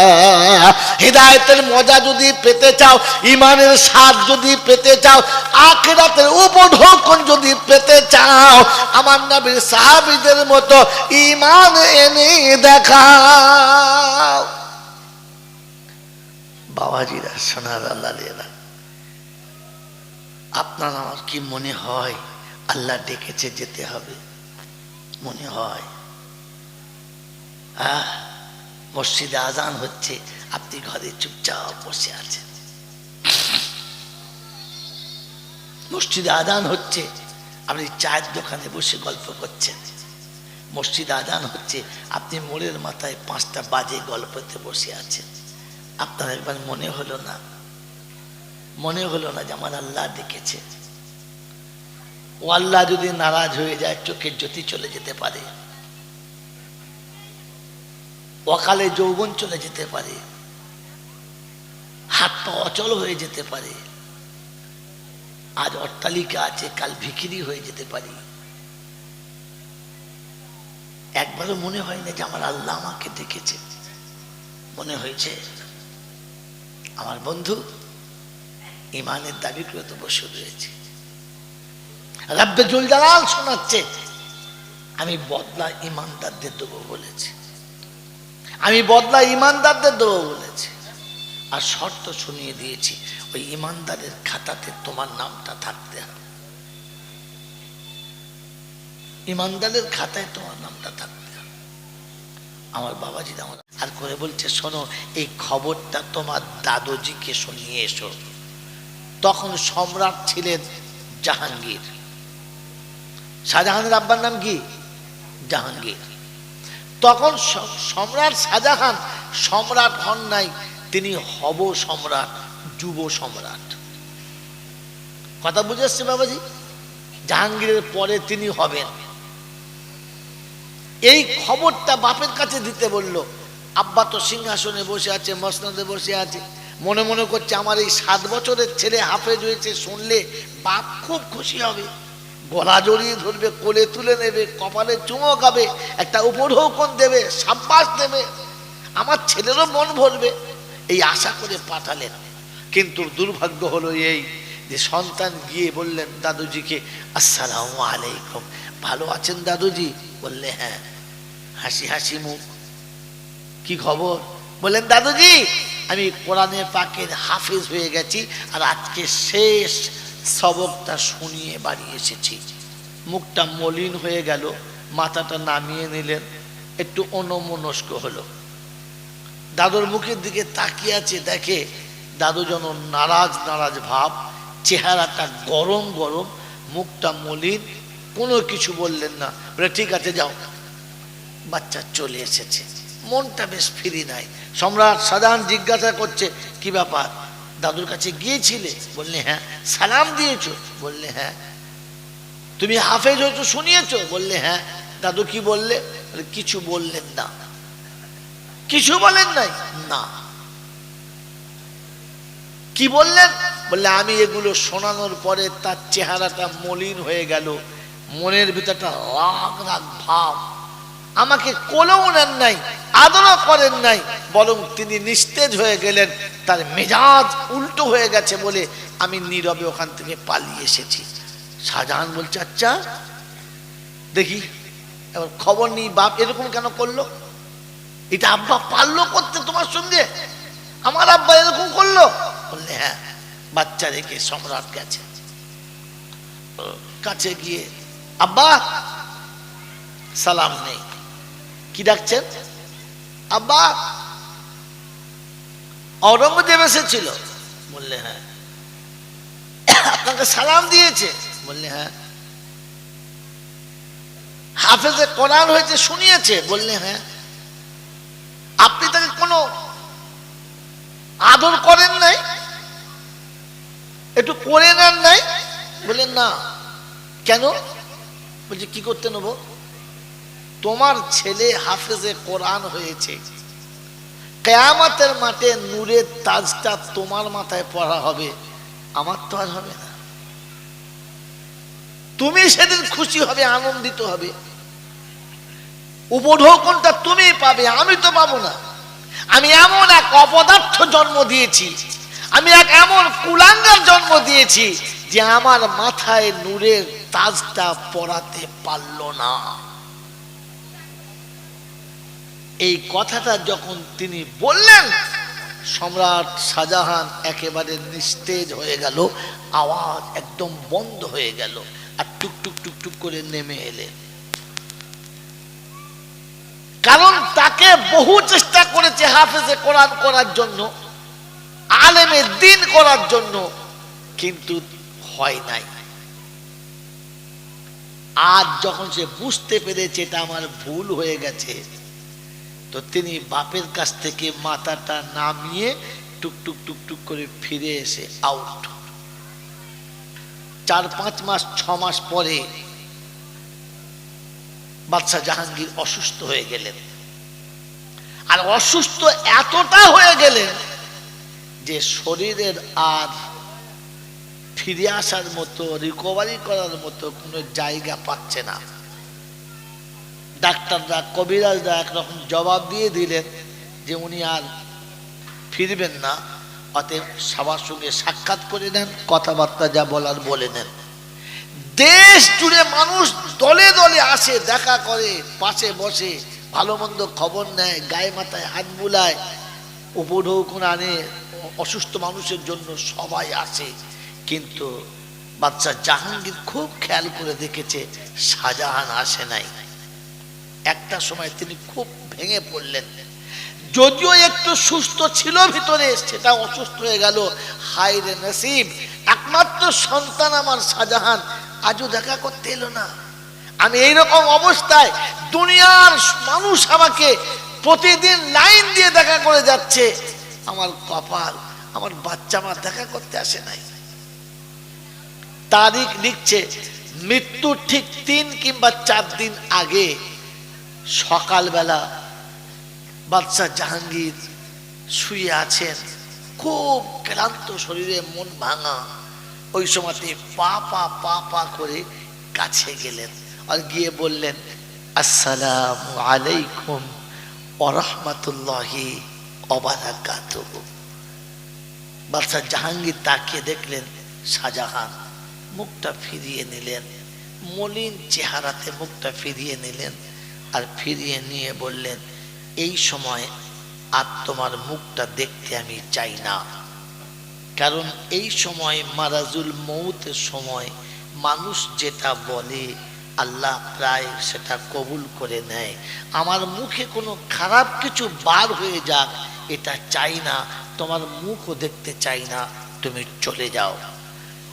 সম্রাট হওয়ার শখ আছে তো, মসনদে বসার ইচ্ছা আছে তো, ওটা তুমি এমনিতেই পেয়ে যাবে, আমি তোমাকে বঞ্চিত করব না, আমি খুব তাড়াতাড়ি চলে যাব, গেলেই খালি হয়ে যাবে মসনদ, তুমি বসে যেও। তিনি মনের যত রকমের গ্লানি ছিল, দুঃখ ছিল, সব বলছেন, আর সম্রাট শাহজাহান স্তব্ধ স্ট্যাচুর মতো দাঁড়িয়ে আছেন। সব কথা বলা হয়ে গেছে, মনটা হালকা হয়ে গেছে, ভেতরের কষ্ট দূর হয়ে গেছে। সে সময় শোনাচ্ছেন, আব্বা আমি যে আপনাকে দেখা করতে আসি নাই এটা আমার অপরাধ, আমি যে আপনার সঙ্গে দেখা করতে আসি না এটা আমার অপরাধ, আর আপনি যা কিছু বলছেন এটা বাঞ্ছনীয়, আপনার বলা দরকার। কিন্তু আব্বা কোন কারণে যে আমি আপনাকে দেখা করতে আসি নাই, এই কথাটা শুনলে মনে হয় আপনি আমার প্রতি আর নারাজ হবেন না, আপনি আমার প্রতি আর মনোক্ষুণ্ণ হবেন না। আব্বা আপনি একদিন প্রভাতে, একদিন সকালে আপনি আমাকে বলেছিলেন না যে আমি এমন এক কুলাঙ্গার জন্ম দিয়েছি, এমন অপদার্থ সন্তান জন্ম দিয়েছি যে আমাকে কিয়ামতের ময়দানে আল্লাহর হাতের বানানো নূরের তাজটা আমার মাথায় পরাতে পারল না। আব্বা ওই দিন আমি বুঝতে পেরেছিলাম আমি কত বড় ভুল করেছি আর কোন ভুলের মধ্যে আমি ডুবে আছি। তাই সেদিন ওখান থেকে বার হয়ে আমি সংসার থেকে চলে গেছি, আর ওই দিন হাফেজ সাহেবের কাছে গিয়ে সবক শুরু করেছি। আর প্রতিদিন শুনছি বাপ অসুস্থ, চোখের পানিও পড়ছিল, আর আমি কোরআনে তেলাওয়াত করছিলাম আর বলছিলাম, আল্লাহ আমার আব্বা দুনিয়া থেকে যাবার আগে যেন আমি তার কানের কাছে শুনিয়ে দিতে পারি, আব্বা ওই আল্লাহর বানানো নূরের তাজ থেকে আপনিও বঞ্চিত না, আপনার ছেলেও হাফেজে কোরআন হয়েছে। আমি আল্লাহর কাছে দোয়া করছিলাম যে আল্লাহ আপনি যেন অতক্ষণ তুলে নেবেন না। তাই সবাই আসছিল আর আমি তেলাওয়াত করছিলাম। আজ ফজরের নামাজ পড়ে কোরআনের শেষ সবকটা শুনিয়ে আমিও হাফেজে কোরআন হয়ে এসে আপনার সঙ্গে দেখা করেছি। আজ থেকে আপনিও আল্লাহর বানানো নূরের তাজের যোগ্য হয়ে গেছেন, হকদার হয়ে গেছেন। আমি আমার ভুলটা বুঝতে পেরেছি। মেরে মোহতরম দুস্তর বুজুর্গ, মানুষ ভুল যতক্ষণ না বুঝতে পারে ততক্ষণ তওবা করা সম্ভব হয় না। এটা তার নমুনা শোনালাম। তারিখ লিখছে যে তারা রাজা থেকে বাদশাহ, দেশ চালিয়েছে, রাজ্য চালিয়েছে, কিন্তু আখিরাত ভোলে নাই, আখিরাত ভোলে নাই। কারণ তারা জানতেন আমাকে চলে যেতে হবে, এ রাজত্ব থাকবে, এ মসনদ থাকবে, এ সিংহাসন থাকবে, আর আমাকে চলে যেতে হবে। তাই আখিরাত ভেবেছে। আজ আমি আর আপনি মসনদ তো দূরের কথা, পঞ্চায়েতে চেয়ার পেলে মনে হয় সেকেন্ড খোদা হয়ে বসে আছে, পাড়াতে ওর ওপরে খোদা আর কেউ নেই, ও যা বলবে সেটা। ও আখিরাত তো মনেই করে নাই। একটা চেয়ারের জন্য একটুখানি কদিন পাচা ঠেকিয়ে বসার জন্য মানুষ পর্যন্ত খুন করে দিয়েছে, আত্মীয়তা ভুলে গেছে, নিজের মার পেটের বোন ভুলে গেছে। তাই কবি লিখেছে, বোনের জমি জোর করে খায় মায়ের পেটের ভাই, বোনের জমি জোর করে খায় মায়ের পেটের ভাই। ছেলের ঘরে পীরের ছবি, বাপের জায়গা নাই, বাপের জায়গা যদি বলে নাই। আমরা ওই রকম মুসলমান তো ভাই, তওবা করার জায়গা কোথায় পাই? ভাবেন আমি আর আপনি বসে, এই জন্য কোরআন শোনাচ্ছেন। আমি আপনাকে শুনিয়েছি যে আল্লাহ দয়া করে করুণা করে মুসলমানের ছেলে তো বানিয়ে দিয়েছেন, মুসলমানের ছেলের জন্য কিচ্ছু দেন নাই। তিনি বলেছেন আসার সময় মুসলমান হয়ে আসবি, তাহলে বেঁচে যাবি। বলেন মুসলমান হয়ে যাব ইনশাআল্লাহ, হব ইনশাআল্লাহ, ইনশাআল্লাহ। এই মুসলমান হওয়ার জন্য প্রথম ইমানদার শর্ত। কি শর্ত? ইমানদার। বলেন ইমানদার বা ইমানওয়ালা হবে ইনশাআল্লাহ, হবে ইনশাআল্লাহ। না আগে থেকে আছি, মানে আগে থেকে ইমানওয়ালা নাই, এবার থেকে হবে ইনশাআল্লাহ, হবে ইনশাআল্লাহ। কতটা মাপ কাটি? ফাইন আমানু বিমিসলি মা আমানতুম বিহি ফাকাদ ইহতাদা। প্রথম পারার শেষ পৃষ্ঠারে রব্বে জুলজালাল শোনাচ্ছেন, ও বিশ্ববাসী শোনো, ফাইন আমানু বিমিসলি মা আমানতুম বিহি ফাকাদ ইহতাদা। যদি তোমরা ইমানদার হতে চাও, আমার কাছে ইমানের ফসল পেতে চাও, আমার রাসূলের কাছে ইমানের ফসল পেতে চাও, ও মুসলমান তোমাকে শোনাচ্ছি, ফাইন আমানু বিমিসলি মা আমানতুম বিহি ফাকাদ ইহতাদা। তুমি যেদিন ইমানদার হবে, আমাকে বিশ্বাস করে নেবে, আর কারোর উপরে বিশ্বাস রাখা যাবে না। আমাকে যেদিন ভালোবাসবে, কারো ভালোবাসা আমার থেকে বেশি হলে হবে না। আমার ইচ্ছা যখন তোমার ইচ্ছার উপরে জুড়ে যাবে, মান কানা লিল্লাহি কানাল্লাহু লাহু। তুমি যখন আমার হয়ে যাবে, আমি তখন তোমার হয়ে যাব। মুসলমানের ছেলে, ইমান যদি আনতে হয় আমার হাবিবের সাহাবাদের মতো ইমান আনো। ওটা হলো হিদায়াতের মাপকাঠি।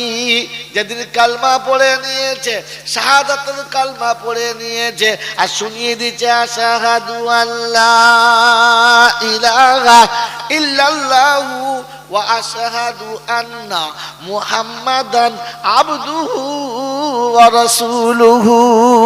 আল্লাহ নবী সাহাবীরা যেদিন ঈমানের কালেমা পড়ে নিয়েছে, মা কি বলেছে দেখে নাই, আব্বা কোন পথে আছে দেখে নাই, দুনিয়া কোন রাস্তায় যাচ্ছে দেখে নাই, পৃথিবীর স্রোত কোন দিকে বইছে দেখে নাই।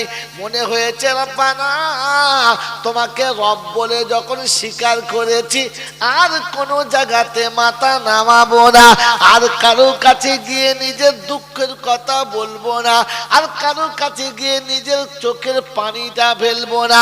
কারো পাশে বসে, কারো সাথে থেকে আমি আল্লাহ তোমার সঙ্গে কাউকে শরীক করতে পারবো না। ফাইন আমানু বিমিসলি মা আমানতুম বিহি। ইমান যদি আনতে হয় ওদের মতো ইমান নিয়ে এসো। গোটা পৃথিবী একদিকে চলে গেছে, কলেমাওয়ালা একদিকে চলে গেছে, হাসতে হাসতে সব ছেড়েছে, তবু কলেমা কোনোদিন ছাড়ে নাই, ইমান কোনোদিন ছাড়ে নাই। মুসলমানের ছেলে, আল্লাহ তোমাকে পরীক্ষা নেব বলেছে, ওয়ালানাবুলুওয়ান্নাকুম বিশাইইম মিনাল খাউফি ওয়াল জুউ ওয়া নাকসিম মিনাল আমওয়ালি ওয়াল আনফুসি ওয়াস সামারাত ওয়া বাশশিরিস সাবিরিন আল্লাযীনা ইযা আসাবাতুহুম মুসিবা ক্বালু ইন্না লিল্লাহি ওয়া ইন্না ইলাইহি রাজিউন। রব্বে জুল জালাল বলে, ইমানদার আমাকে বিশ্বাস করনেওয়ালা, আমি তোমাকে পাঁচটা জায়গাতে পরীক্ষা নেব। কখনো অভাব দেব, অনাটন দেব, কখনো দুশ্মনের সামনে ফেলে পরীক্ষা নেব, কখনো ফসল ভরা বৃক্ষগুলো দুনিয়া থেকে তুলে নেব, একেবারে পাকা ফসলটা শেষ করে দেব। আমি আল্লাহ পাক শুনিয়ে দিয়েছি, কখনো জানের কষ্ট দেব, কখনো মালের কষ্ট দেব। সব ঘটনা যখন ঘটে যাবে মুমিন কোনোদিন আফসোস করবে না, ও একটাই কথা বলবে, ইন্না লিল্লাহি ওয়া ইন্না ইলাইহি রাজিউন। আল্লাহ তোমার হাতে সব করা, তোমার ইচ্ছা ছাড়া কিছু হয় না। যেটা তুমি চেয়েছো সেটাই ঠিক, আমার চাওয়াটা ঠিক ছিল না। আমি যেটা ধারণা করেছি ওইটার মধ্যে নিশ্চয়ই কোনো ভুল ছিল। তুমি আমাকে ভুল থেকে বাঁচিয়ে নিয়েছো, সঠিক পথে দাঁড় করিয়ে দিয়েছো। আমার আল্লাহওয়ালা ভাইরা, জ্ঞানী জনরা, সুধী মানুষেরা, কালেমার এই বিশ্বাসের উপরে যখন দাঁড়িয়ে গেছে, আল্লাহ নবী মক্কা ছেড়ে মদিনায় চলে গেছে। প্রভাতে খবর হলো রাসূল মদিনাতে চলে গেছে, মক্কাতে নাই। সাহাবারা সঙ্গে সঙ্গে ঠিক করেছে যেখানে রাসূল নাই ওইখানে আশিকে রাসূলের থাকার কোনো দরকার নাই। ঘুম থেকে উঠে গোসল করে জামা কাপড় পরে সেজে নিয়েছে। আদরের বিবিকে ডেকে বলেছে, বিবি রে, বাড়ি তোমাকে দিলাম, গাড়ি তোমাকে দিলাম, সম্পদ তোমাকে দিলাম, সব তোমার হাতে ছেড়ে দিলাম। আমি খালি হাতে আমার হাবিবের সঙ্গে দেখা করতে চললাম। সাহাবী যখন কথা শোনাচ্ছে, বিবি শোনাচ্ছে, স্বামী শব্দ বলে দিলে তুমি, এবার আমি শোনাচ্ছি, শুনে নাও। তুমি বললে কি? যেখানে নবী থাকে না আশিকে নবী সেখানে থাকে না, যেখানে রাসূল থাকে না সেখানে রাসূল থাকে না, যেখানে স্বামী থাকে না ওই জায়গাতে বিবি থাকতে পারে। পারে? জোরে বলেন, পারে? আমাদের বিবিরা কি দোয়া করছে, বাদ পড়া কেন মরে না? সুযোগ অনেকগুলো পেয়েছিলাম কাজে লাগাতে। এ পাড়ার মেয়েরা বলবে, আগে জানলে এ মৌলবীর খাবারে বিষ দিয়ে দিত। বাবাজিরা শোনার, ও ছিল বিবি, আর আমাদের যারা ঘরে আছে খালি বলছে কি দিবি, কি বুঝলে? খালি ঠেকিয়ে রাখলে রেহাই, আর একটু চোখের আড়ালে হলে মালা পাওয়ার কোনো গল্পই নাই। আবু সালমা রাদিয়াল্লাহু তাআলা শোনাচ্ছে, বিবি তবে তুমি কি করবে বলো? বললে, স্বামী গো, তুমিও যে পথের প্রতীক আমিও সেই পথের প্রতীক হব। চলো দুজনে একসঙ্গে যাব। মক্কার সম্পদ মক্কাতেই থেকে যাক, ঈমান নামক সম্পদ নিয়ে চলো মদিনায় চলে যাওয়া যাক। উটের পিঠে স্বামী আর বিবি চেপেছে, বাচ্চা মাঝখানে চাপিয়ে চলেছে। মক্কাবাসী সেদিন দেখেছে আবু সালমা চলে যাবে, আটকানো যাবে না। কালেমার প্রদীপ নিয়ে চলেছে, অন্ধকার তাদের জীবনে নামবে না। ওই সময় আবু সালমার শ্বশুর বাড়ির লোকেরা এসে বলল, জামাই বাবা তুমি তোমার ইচ্ছা মতো চলে যেতে পারো, বাধা দেবো না, তবে আমাদের মেয়েটিকে ভুল করে তোমার সাথে পাঠাবো না। পরীক্ষা চলছে, বিবি দিয়ে যাও। বিবি শোনাচ্ছে, স্বামী এদের হাতে আমাকে ছেড়ে যাবেন না। কিন্তু উনি দেখলেন আমি একা এদের সঙ্গে ঝামেলা করে পেরে উঠবো না, তাই বিবিকে আস্তে করে নামিয়ে দিয়ে বললেন, সবর করো, সময় আসবে আমি তোমার হাত ধরে নিয়ে যাব, ততক্ষণ সবর করো। বলেন, নিজের কচি বাচ্চার বিবিকে নামিয়ে দিয়ে যেতে বুকে ব্যথা লাগবে কি লাগবে না? যে বিবিকে ঘর বাড়ি টাকা করি সব দিয়েছিল, তবু বিবি সব কিছু ত্যাগ করে স্বামীর সঙ্গে যাচ্ছিল। এই বিবি তার স্বামীকে কত ভালোবাসে, দুজনের মধ্যে কত গভীর ভালোবাসা, কিন্তু আজ নিরুপায় হয়ে বিবি রেখে দিয়ে চলে যেতে হচ্ছে। আবু সালমার বাড়ির লোকেরা ছুটে এসেছে, এসে বলছে, বেয়াই দাঁড়া। বলে কি? বলে ঠিক আছে, আপনাদের মেয়ে আপনারা নেবেন, নিয়ে যান, কিন্তু আমাদের বাচ্চাটা তো দিয়ে যান, বাচ্চা তো আমাদের। কিরকম ফেরে পড়েছে দেখো, অদূরে দাঁড়িয়ে আছে, বিবি হাত ছাড়া। একটু পরেই দেখছে বিবির কাছ থেকে বাচ্চা ছাড়া, বিবি চিৎকার মেরে কাঁদছে আর বলছে, দেখো দুধের ছেলে, এই মাত্র 6 মাস বয়স, বাচ্চা দুধ না পেলে মারা যাবে, আমার কাছে থাকতে দিন, আপনার বাচ্চা আমি আমানতে রাখবো। তো শোনাচ্ছে, শোনো, তোমাকেই যখন আমানতে পেলাম না, আমাদের কোনো ভরসা নাই, আমাদের বাচ্চা আমরা ঠিক বুঝে নেব, ওটা তোমাকে ভাবতে হবে না। মা বাচ্চা দেবে না, মা বাচ্চা দেবে না, আর এরা বাচ্চা না নিয়ে আসবে না। মায়ের কোলে বাচ্চা, হাতটা ধরেছে, বলেন 6 মাসের বাচ্চার হাত খুব শক্ত না নরম? নরম হাত টিপে ধরেছে, জোর টেনেছে, বাচ্চার বুকের ভেতরে কড়কড় করে আওয়াজ হচ্ছে, মনে হচ্ছে হাড় ভেঙে যাবে। বাচ্চা চিৎকার মেরে উঠেছে। মা দেখেছে বাচ্চা শেষ পর্যন্ত ছিঁড়ে 2 টুকরো হয়ে যাবে, তার থেকে বেঁচে থাক হাতে চলে গেছে। বাপ মার কাছ থেকে রাস্তায় নেমে অঝরে কাঁদছে, জমিনে মাথা রেখে ডুকরে কাঁদছে আর বলছে, তোমাদের পায়ে পড়ি, আমার বাচ্চা আমাকে দিয়ে যাও, আমি বাপের সংসারে যাব না, আপনাদেরকেও নিতে হবে না, আমি আমার দুধের বাচ্চা কোলে নিয়ে নগরে ভিক করে খাবো, তোমার বাচ্চা নিও না। কিন্তু 2 দলের পাষণ্ডদের দিলেতে সেদিন রহম বলে কিছু আসে নাই। এরাও মেয়ের কথা ভাবে নাই, ওরাও বাচ্চার কথা ভাবে নাই। চোখের সামনে বিবি কাতলা মাছের মতো তড়পাচ্ছে, আর চোখের সামনে ছোট বাচ্চা টুক করে কাঁদছে, আর চুপচাপ তাকিয়ে আছে, চোখ দিয়ে টপ টপ টপ করে পানি পড়ছে, আর বলছে, রব্বানা সবরের ক্ষমতা দাও, যেন ধৈর্য হারা করায় না। চোখের পানি ফেলার বলে, আল্লাহ বিবি তোমার আমানতে রেখে গেলাম, বাচ্চা তোমার আমানতে রেখে গেলাম, আমি তোমার হাবিবের দরবারে হাজির দিতে চললাম। আয় রব্বুল আলামিন, আল্লাহ আমার বিবি আর বাচ্চা যেন কোনো রকমের কষ্ট পায় না। আমি চলেছি নবীর দরবারে। আল্লাহ নবীর সাহাবী আবু সালমা সেদিন পা পা করে চলতে চলতে মদিনার দরবারে পৌঁছে গেছে। আমার আল্লাহ খবরটা আগেই শুনিয়ে দিয়েছে। আল্লাহ পাকের পেয়ারা হাবিব সাথীদের শোনাচ্ছে, তোমাদের সাথী বড় মেহনত করে বিশাল বড় যুদ্ধে জয়ী হয়ে ফিরে যেতে, তোমরা তাকে কোলের কাছে বসিয়ে নাও, তোমরা তাকে সান্ত্বনা দিয়ে দাও। আমার বাপজিরা, সোনার লালেরা, জ্ঞানীজনরা, শুধু মানুষেরা, আপনাকে বিবি ছেড়ে দিতে হবে না, বাচ্চা মাঝ মাঠে ছাড়তে হবে না, আপনাকে যুদ্ধের ময়দানে নামতে হবে না।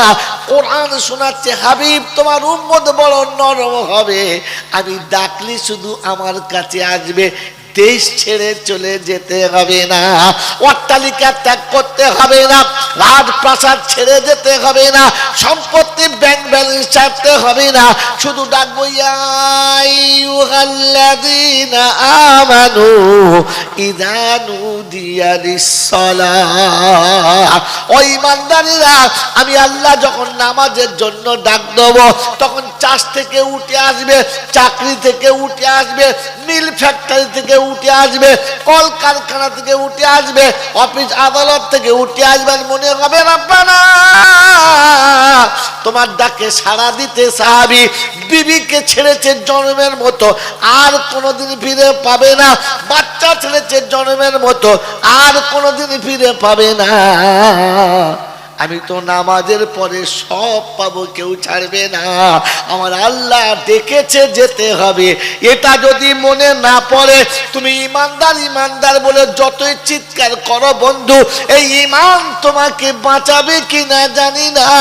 আর কোরআন আমানু বিমিসলিমা আমানতুম বিহি ফাকাদ ইহতাদা। হিদায়াতের মজা যদি পেতে চাও, ইমানের স্বাদ যদি পেতে চাও, আখিরাতের উপঢৌকন যদি পেতে চাও, আমার নবীর সাহাবীদের মতো ঈমান এনে দেখাও। বাবাজিরা, সোনার লালেরা, আপনার আমার কি মনে হয় আল্লাহ ডেকেছে যেতে হবে? মনে হয়? মসজিদে আজান হচ্ছে, আপনি ঘরে চুপচাপ বসে আছেন। মসজিদে আজান হচ্ছে, আপনি চায়ের দোকানে বসে গল্প করছেন। মসজিদে আজান হচ্ছে, আপনি মোড়ের মাথায় 5টা বাজে গল্পতে বসে আছেন। আপনার একবার মনে হলো না মনে হলো না যে আমার আল্লাহ দেখেছে। ও আল্লাহ যদি নারাজ হয়ে যায়, চোখের জ্যোতি চলে যেতে পারে,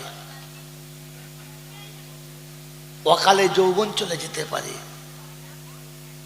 হাত পা অচল হয়ে যেতে পারে, আজ অট্টালিকা আছে, কাল ভিখিরি হয়ে যেতে পারি। একবারও মনে হয় না যে আমার আল্লাহ আমাকে দেখেছে। মনে হয়েছে আমার বন্ধু ইমানের দাবি করে তো বসে রয়েছে। রাব্বে জুল জালাল শোনাচ্ছে, আমি বদলা ইমানদারদের দেবো বলেছে, আমি বদলা ইমানদারদের দেবো বলেছে। আর শর্ত শুনিয়ে দিয়েছি, ওই ইমানদারের খাতাতে তোমার নামটা থাকতে হবে, ইমানদারের খাতায় তোমার নামটা থাকতে হবে। আমার বাবাজি আমার